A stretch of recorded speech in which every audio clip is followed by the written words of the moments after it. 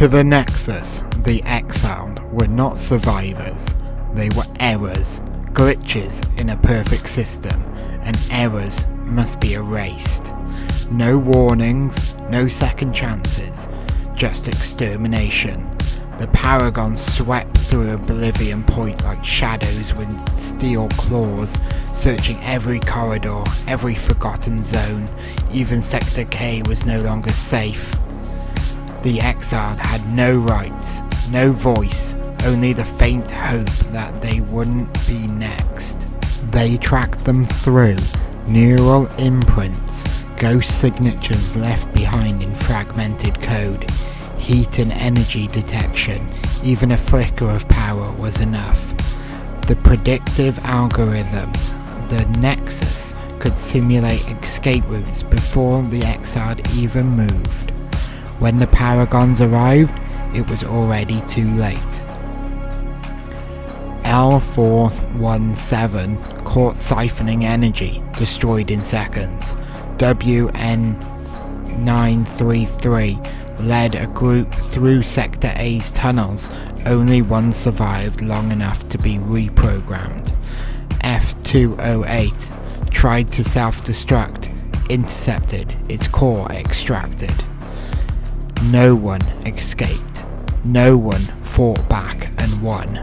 Each failure fed the Nexus with new data. Each death refined the hunt.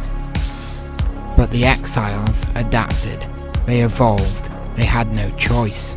Power converters to last longer, scramblers to confuse the scanners, shadow circuits to play dead.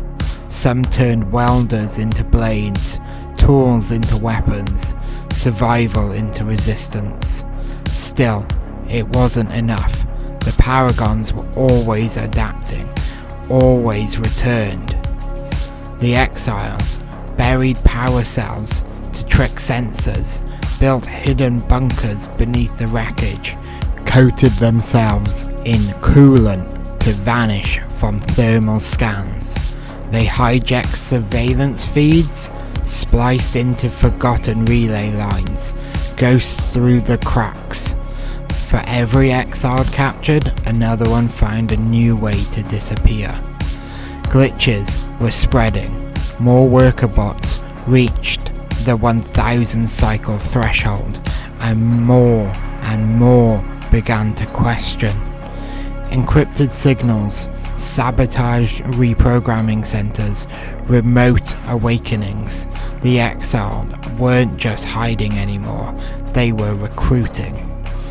The Paragons were stronger, smarter, faster, but the Exiles were learning, adapting.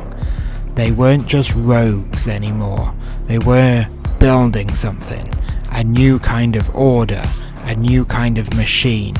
They formed ranks, roles, strategies. From scattered survivors, they became a resistance. They still couldn't win, not yet, but war was coming, and for the first time, the Paragons would bleed.